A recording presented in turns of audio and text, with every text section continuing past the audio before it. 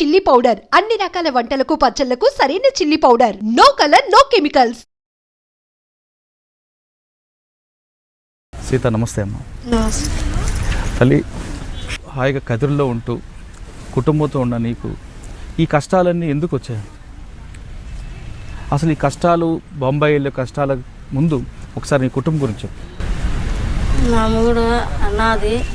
మూడు అనాథ అయితే కాలేజీ పడిపోయింది. కాలేజీ పడిపోయింటే కూలి పని చేసుకుంటా అంటే ఇక్కడేంది 10 రూపాయల కూలికి నువ్వు అక్కడ 200 500 కూలికి నువ్వు 2 ఏళ్ళు అక్కడ ఉంటే నీ కుటుంబమే బతుకుతారు, నువ్వు బతికిపోతారు అని చెప్పారు. నేను మోసపోయి వాళ్ళ మాటిని నేను పోయినాను. పోయేటప్పుడు కానీ మా పేరు చెప్పొద్దు, మీరు ఏమిటి పోతున్నారు ఎక్కడ పోతున్నారు అంటే ఏదో మా బతుకు గురించి పోతాను అని చెప్పండి అన్నారు.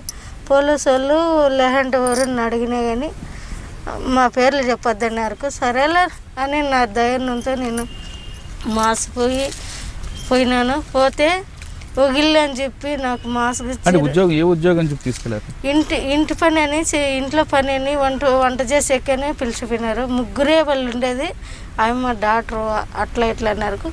సరేలే మన ఇంట్లో చేసుకున్నట్లే కదా ఆడ చేసేదని నేను మాసిపోయినాను. మాసిపోయిన దానికి ఆడ 2 నెలల్లో పని చేయాలన్నారు.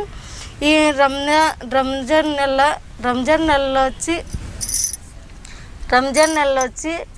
ఏందో అంత ఇంత ఇస్తారు నా బతుకురికి కదా అని నేనుగా ఉన్నాను. 2 నెలలు చేసినాను. 2 నెలలు చేస్తే నాకు ఇంటి లెక్క ఇచ్చినారు. పై ఇంటి లెక్క ఏందంటే లేదు ఇస్తారులే అని మాసగిచ్చి నన్ను పట్టుకొని కొట్టి నేను ఎడని నాకు ఊగిళ్ళు అని చెప్పారు. 2 నెలలు పని చేయను నేను చేయనంటే నేను 2 నెలలు పని చేసి నాకు కష్టం ఇచ్చేస్తే నేను 2 నెలలు అయినా చేస్తా లేదంటే పట్టుకొని కొట్టారు.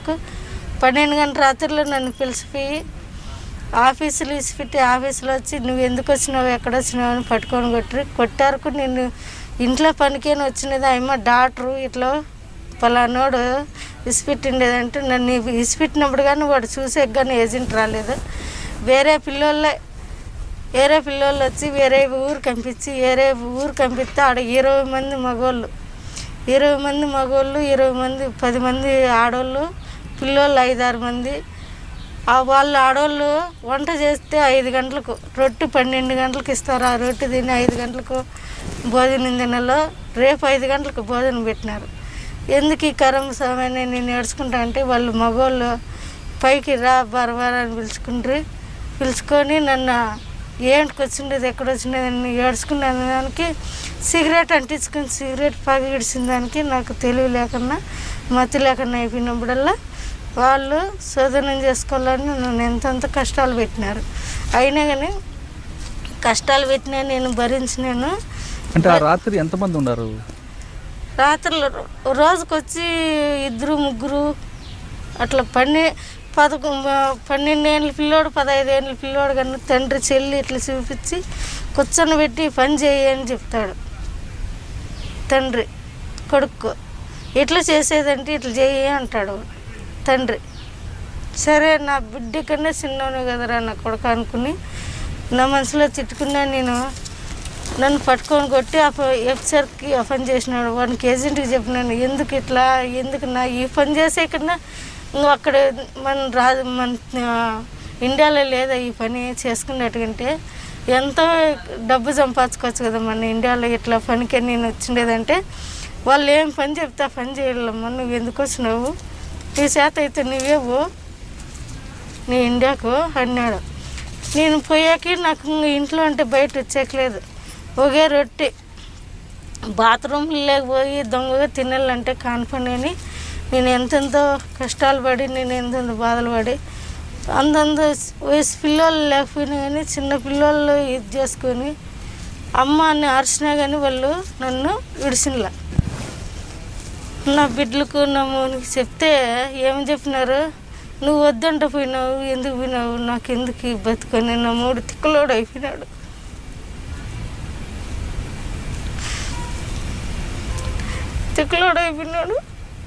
నేను చచ్చిపోతానని మాత్రలు మింగినా కానీ అక్కడ ఏమీ కాల. వాళ్ళు మాత్రలు ఇచ్చినా కానీ వాళ్ళు మాత్రలు ఇచ్చినారు. మింగు జ్వరం వస్తుంటే మింగు అంటే అన్నీ మింగేసినా ఏం కాలేదు. వాళ్ళు వచ్చేటప్పుడు వాళ్ళ ఆయన అన్నాడు, ముసలాడు, 2 రోజులకి వచ్చేస్తానని వానికి ఏజెంట్గా చెప్పినాడు. వద్దు నాకు ఏమో వేరే కావాలన్నాడు. అయినా వంగలేదని వానికి ఎగురు తన్నింటే నేను గోడకు బిగిపడినాడు. గోడకు బూడ్చ కట్టింది. నన్ను చంపేయాలని కట్టి తీసుకొని వచ్చినాడు కొట్టేళ్ళని. నేనేం చేసినా ఎప్పుడు పెళ్ళంతాకి వెళ్ళిపోయినా కొడతాడని వానికి ఈజాల మీద తన్నేసిన. తన్నిన దానికి వానికి అవతల పోయిపడినాడు. అవి ఈజాలన్నీ వాసిపోయినాయని ఆసుపత్రికి పిలిచిపోయి నన్ను పట్టుకొని కొట్టి నాకు ఇవన్నీ కొరికినాడు. వాడు తండ్రా కొడుకా? తండ్రి. నువ్వు బాగున్నావు, నువ్వు ఎందుకు పోతావు ఇండియాకు అని నన్ను నా మాట నువ్వు అని వాడు కొరికి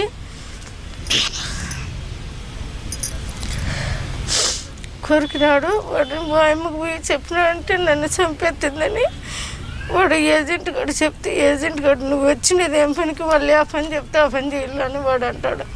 నాకేం కరం మొన్న ఇదంతా ఇట్లా పని చేసుకునే కంటే నువ్వు ఎందుకు వచ్చి నువ్వు ఎక్కడ వచ్చినావు అని వేరే ఇంటికి చేర్పించుంటే వేరే ఇంట్లో కానీ అట్లా జరిగా అన్నంలే అక్కడ నుండి మళ్ళీ నేను ఎట్లా అంటే అట్లా తిట్టి నన్ను ఇక్కడ పిలుచుకొని వచ్చినాడు. ఎయిర్ ఫోర్స్లో ఎక్కడ రానాక ఎయిర్ ఫోర్స్లో నేను ఏమన్నానంటే ఇట్లా పని చేసే కన్నా అక్కడ చేసేది మేలు కదా, ఎందుకు రాలి ఇక్కడ అన్నంలే అక్కడ అన్నం పెట్టరు. కుక్కల రూమ్లో దాంకొని వేరే పిల్లోడు అక్కడ హైదరాబాద్ పిల్లోడు ఆ పిల్లోడు దాటిచ్చి ఆఫీస్కి పిలుచుకొచ్చి వాళ్ళకి ముందుండి పాస్పోర్ట్ వచ్చినది వాళ్ళ ఇంట్లో ఉన్నది. వాళ్ళు పిలుచుకొచ్చి ఆఫీసులో కానీ పడేసినది.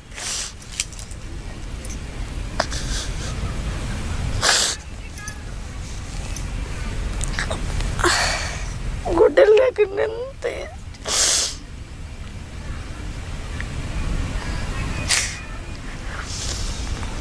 గుడ్డలు లేకుండా నింపిరేపెత్తులుతాను. నన్ను బట్టలు లేకుండా మీకు ఉంచారా రూమ్లో? 4 పోలీసు వాళ్ళు అక్కడ వాళ్ళే అమ్మని అరిచిన గడిచలు.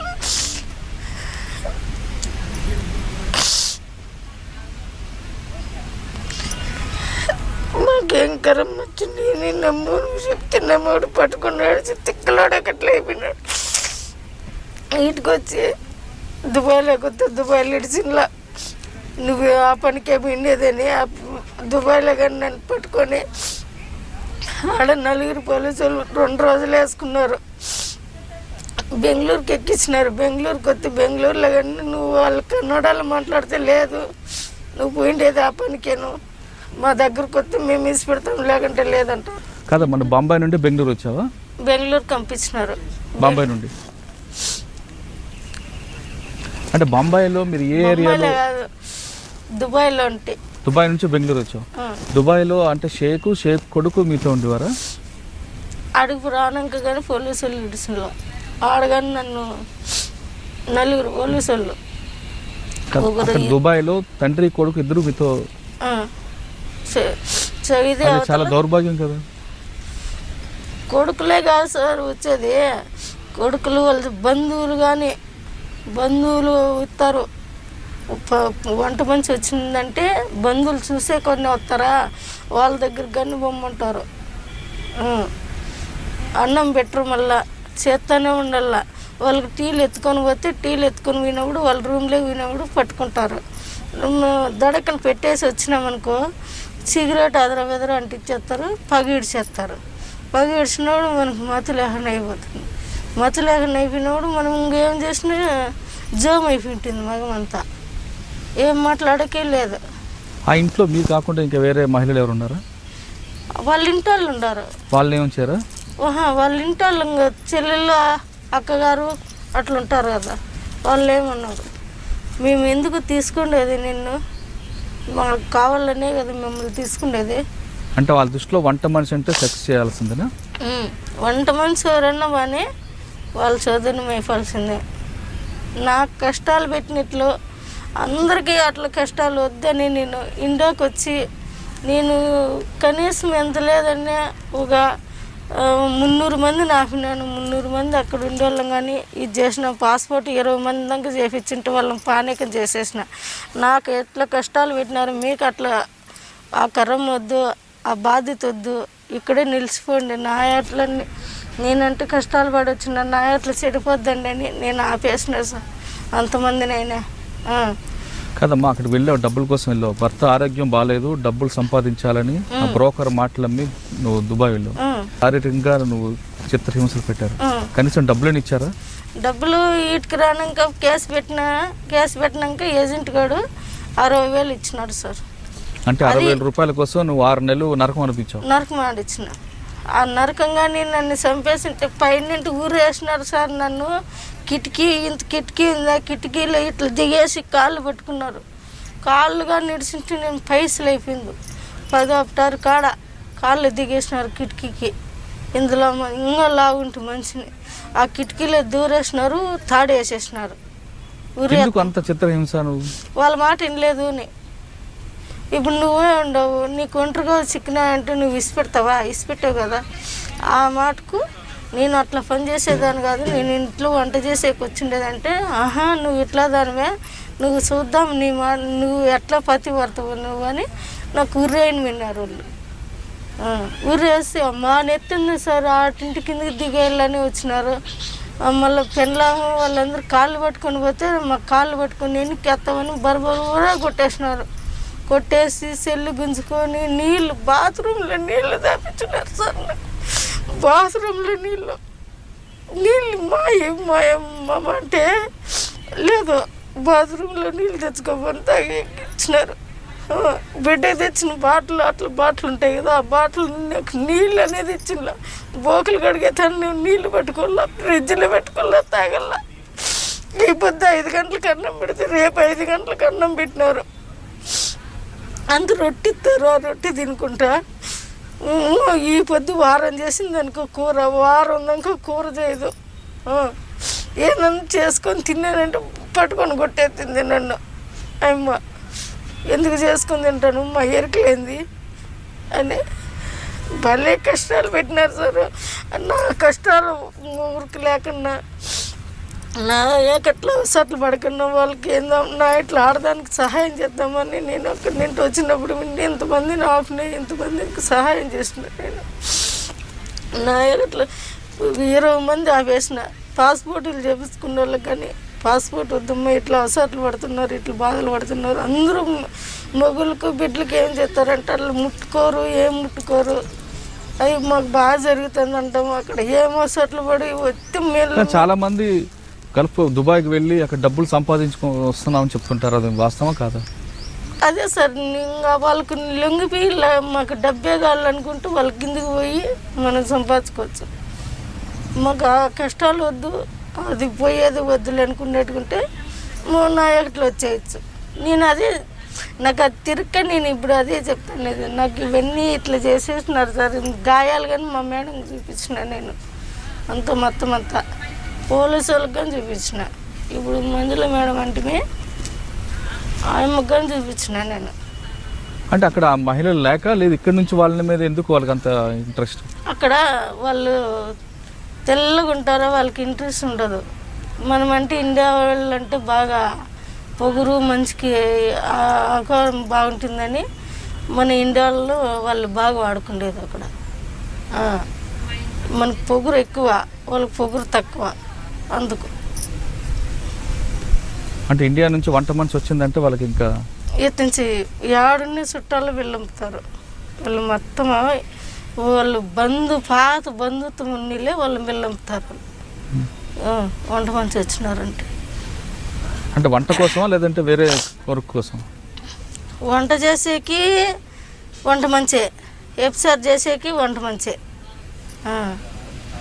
వాళ్ళు ఆడవాళ్ళు కానీ మేము కొత్తగా పోయినాం కదా, ఆడవాళ్ళు కానీ ఇసిపెట్టేసి బాగా ఊర్లు తిరుగుతారు వాళ్ళు. ఊర్లు తిరిగేది ఎట్లా అంటే మమ్మల్ని కనిపెట్టాలని, వాళ్ళు ఏం చేస్తారు ఎక్కడ చేస్తారని మమ్మల్ని కనిపెట్టాలని చూస్తారు. ఈ మగవాళ్ళు ఏం చేస్తారు, కెమెరా పెట్టేసి ఉంటారు. వాళ్ళ ఆడవాళ్ళు వచ్చేది రాంది చూసుకొని మా దగ్గరకు వస్తారు. ఆ కెమెరాలో పలాంతాను ఎలవరినని వాళ్ళ కెమెరాలో తెలిసిపోతుంది.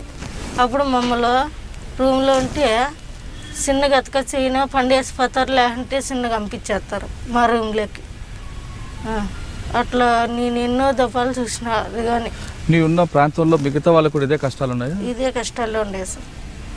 ఊరికి మంచిగా బాగుంది, మాకు బాగా జరుగుతుంది అని చెప్పమని సార్. నేను కానీ మీరు ఏం కావాల్సిన తాగంటే ఇప్పుడు కావాల్సిన తాగి చచ్చిపోతాం. నాయగ అట్లా ఇది చెప్తారు, అమ్మ చేసిందే కానీ మేము చేయలేదని చెప్పమను. ఏ కురాన్ బుక్ అయినా ఎత్తుకోమను, దేవుని బుక్ అయినా ఎత్తుకోమను, దేవునితో పవనం చేయమని. నేను ఏంది కావాల్సినది ఇప్పుడే కావాల్సినది తాగి చచ్చిపోతాను. అందరికీ అదే పనే. ఇప్పుడు అక్కడి నుంచి బెంగళూరు వచ్చావు, బెంగళూరు నుంచి మళ్ళీ ప్రాంతం చేరుకున్నావు. చేరుకున్న టైంలో ఇక్కడ నేను మళ్ళీ ఏ విధంగా ఆదరించారు మీ కుటుంబ సభ్యులు? మా బానేజీ మేడం వండుకొని ఇట్లే అవసరాలు పడి బాధలు పడుతుంటే వాళ్ళు ఏజెంట్లు వచ్చి ఏం చేసినారు, మా లెక్క కడితేనే 1.5 లక్ష అయింది, మా లెక్క మాకు కడితేనే అని వాళ్ళ వీళ్ళందరినీ సిపిఎం వాళ్ళు, రాజకీయం వాళ్ళు, పెద్ద మనుషులు అందరినీ పిలుచుకొచ్చి మమ్మల్ని బెదిరించిండ్రు. బెదిరిస్తే మేము నువ్వు ఆ పొద్దు ఏమని చెప్పినావు, ఫ్రీగానే చెప్పి పంపించి నన్ను అమ్మేసినావు. 5 లక్షలకు అమ్మేసినాడు సార్. 5 లక్షలకు అమ్మేసుకొని నువ్వు లెక్క నెల జీతం ఇమ్మంటే అమ్మ 5 ఏళ్ళ వరకు ఇవ్వము, 2.5 సంవత్సరం నీకు 2.5 సంవత్సరం అయిపోతే నువ్వు ఇండియాకి వెళ్ళిపోవాలని రాసిచ్చినావు. నేను 5 లక్షలకు అమ్ముకున్నావు. నేనేం తప్పు చేసినానని నువ్వు 5 లక్షలకు అమ్ముకుండేకి? నా బిడ్డలు నా 3 ఏమైపోవాలా? నువ్వు నెల 22,000 అని చెప్పినావు. నా మూనికి జీతం ఇచ్చేయాలి కదా నువ్వు నీకన్నా. నువ్వు 5 నెలలు 5.5 సంవత్సరం 5.5 నెలలు పని చేయించుకొని 2 నెలల్లో ఎంత అవుతుందో అప్పుడు చెప్పండి నాకు. జీతం ఎంత అవుతుందో? 5.5 నెలలు చేసిన 2 నెలల్లో నా లెక్క ఎంత అవుతుంది? నెలకు 22,000 అన్నావు. అప్పటికి ఎంత ఇంట్లోనే నాకు 44,000 వచ్చింది ఒక ఇంట్లో ఒక నెల లెక్కే. అట్లా ఎంత అవుతుంది? 5 నెలలు మళ్ళీ 6 నెలలు చేసిన ₹1 ఇలా. అదే చెప్తానులా 60,000 ఇచ్చినారు నాకు. అదే మా మేడంతో పోరాడి కలెక్టర్ తావి ఎక్కడెక్కడవి పోలీసు వాళ్ళందరినీ చేసి నాకు 60,000 ఇప్పించేటి. వాళ్ళ మీద కేసు పెట్టారా? పెట్టినాం. ఒకరి మీదకి రాజీ పోయినా, ఒకరి మీదకి రాజీ బలంగా వాడిస్తేనే లెక్కలేదు. కాదమ్మా, నువ్వు పడ్డ కష్టాలు అక్కడి నుంచి వచ్చిన తర్వాత ఇక్కడ నుండి ఎవరు వెళ్లకుండా అటువైపు నువ్వు నీ వంతుగా ఏం చేస్తున్నావు? నా వంతుకు పావద్దని నేను ఇల్లు తిరిగి నేను పావద్దండి అని ఎన్నికోరు చేసుకొని నాయకు అట్లా కష్టాలు పడతారు, మీరు బాధలు పడొద్దండి, నా ఇట్లా ఆడవాళ్ళు మీరు కానీ మీ ఇంట్లో ఇట్లా మళ్ళీ ఎందుకు బాధలు పడుకుంటారు, బాధలు పడొద్దండి, అవసరాలు పడొద్దండి.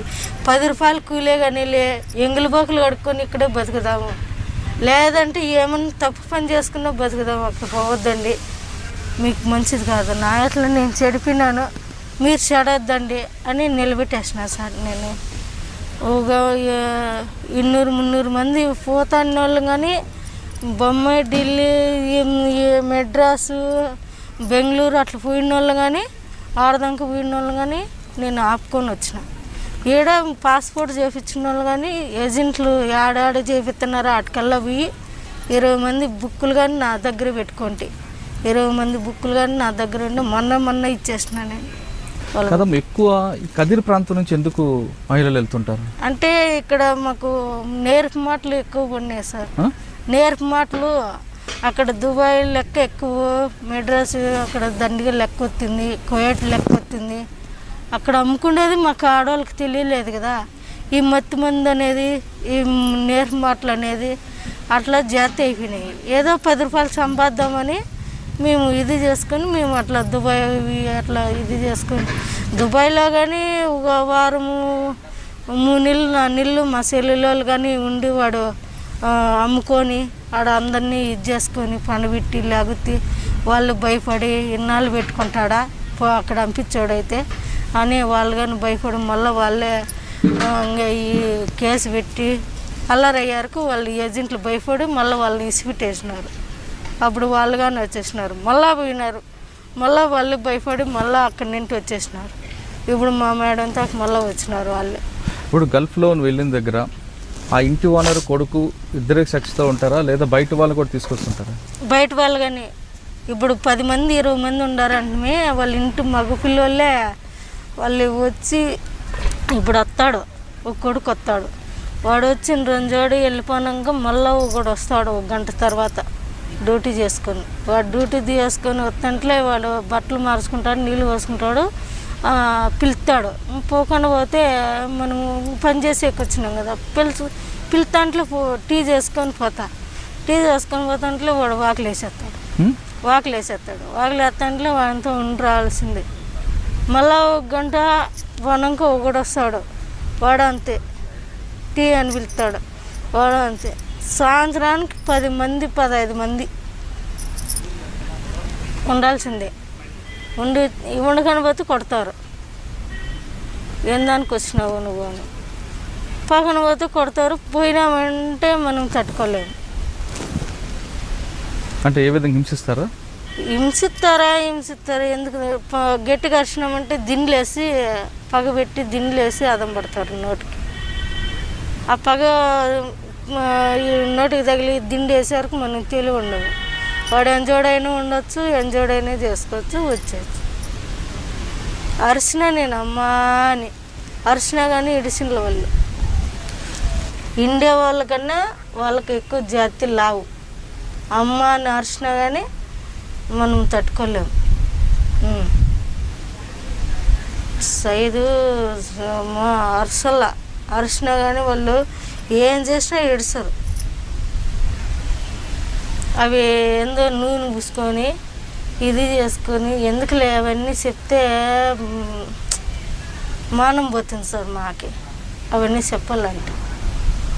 ఏమ్మా అంత ఇది చేసుకొని వచ్చినా కానీ పొద్దు ఎట్లా ఎట్లా చెప్తుందని మాకు ఇన్నాళ్ళ కానీ మానం పోతుంది సార్. మేము చెప్పాలన్నా కానీ మాకు ఇది చేసిన ఇట్లా ఇది చేసేసి ఏమి చెప్పుకుంటుంది అనుకుంటారని నేను ఏంది ఇయ్యారుకో మా సార్ వాళ్ళకి అందరికి చెప్పేసినాము. అమ్మ రోజా మేడం తనగాని చెప్పేసినాము. సెక్స్లో కూడా నరకం చూపిస్తారా? చూపిస్తారు సార్. వండుకోమంటారు, నిలబడుకోమంటారు, పండుకోమంటారు. కానీ అక్కడ మీరు తిరగబడడానికి అవకాశం ఉంటుంది. ఎట్లా సార్ మేము తిరగబడేది? మమ్మల్ని తిరగబడితే మమ్మల్ని కొడతారు. మేము ఏటు పడిందంటే మేము ఐస్లు అయిపోతాం. గుద్దినామంటే చచ్చిపోతాం. మాకు ఆయన పాటల్లో గుద్దితే చచ్చిపోతాం. భోజనం కూడా సరిగ్గా పెట్టరు. భోజనం ఈ పొద్దు 5 గంటలకు తింటే రేపు 5 గంటలకు సార్. ఏం కర్బూజకాయ తినేది నేను, ఖర్జూరకాయ అంత రొట్టి ఇస్తారు, రొట్టి కానీ తినేకి లేదు. మొత్తం నీళ్ళు తాక్కుంటా ఆ కర్బూజ స్నానానికి దానికి బాగుంటుందా? పోసుకోకంటే మడ్డిగా ఉండవు, వాసన వస్తున్నావు, పోసుకో అంటారు వాళ్ళే. వాళ్ళ రూముల్లోనే పోపిస్తారు నాకు మొత్తం అంతా నా శరీరం. కదమ్మా, అక్కడ నువ్వు గల్ఫ్లో ఉన్నావు, కష్టాలు పడ్డావు, బయటకు వచ్చావు. నువ్వు చేసిన పని ఇంట్లో వాళ్ళు తెలిసి మీ ఊర్లో వాళ్ళందరూ నేను ఆదరించారా? నా మూడు ఆదరించుకున్నాడు సార్, నా బిడ్డలు కానీ తీసుకున్నారు సార్.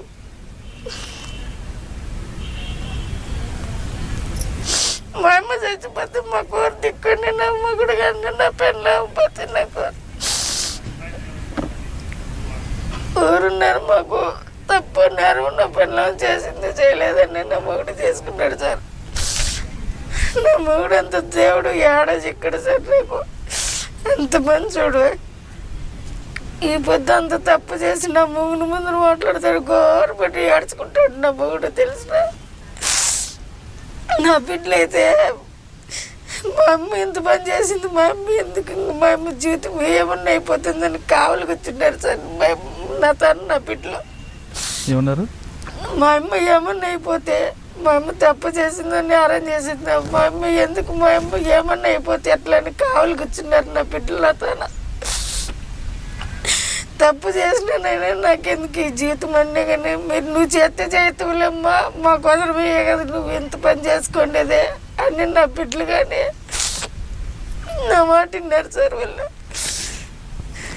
నీకు ఎంత కష్టాలు పడినా నీ భర్త నీ పిల్లలు నేను ఆదరిస్తున్నా, చాలా గొప్ప విషయం. తీసుకున్నారు సార్ నా బిడ్డలు తీసుకున్నాను. నా మూడు ఇబ్బంది కానీ గోడని ఎడతాడు నా మగం చూసినాడంటే. అట్లా మా మేడం పిలిచిందంటే నా మేడంతో అన్నీ చెప్తుంది ఎడుతుందని నా మూడు గోడ అని ఏడుస్తున్నాడు.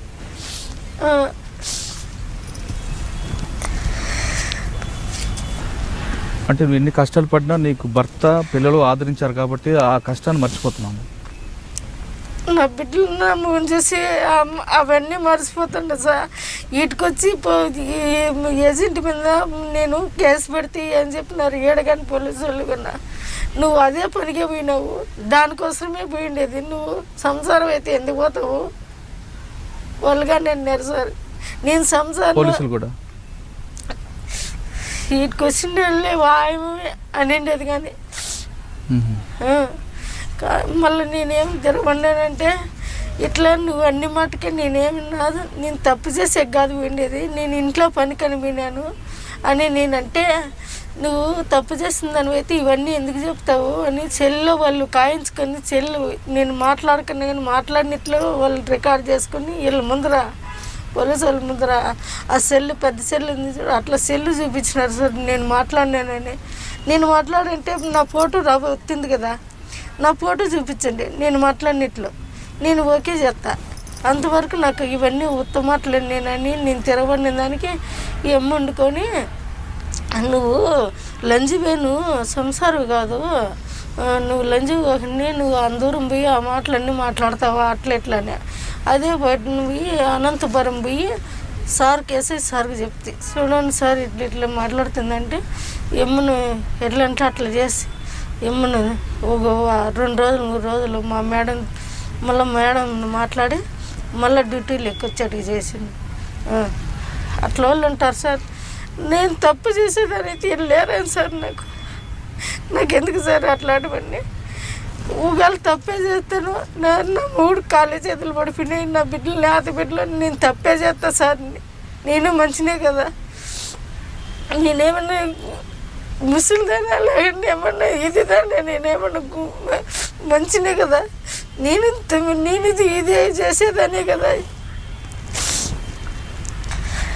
ఇప్పుడు ఇంత కష్టపడ్డావు, నీ భర్త అనారోగ్యం అయ్యారు, ఆయన బాగు చేద్దామని వెళ్ళావు, కానీ కనీసం ఆరోగ్యాన్ని బాగుపడింది లేదు సార్. అట్లే ఉన్నాడు.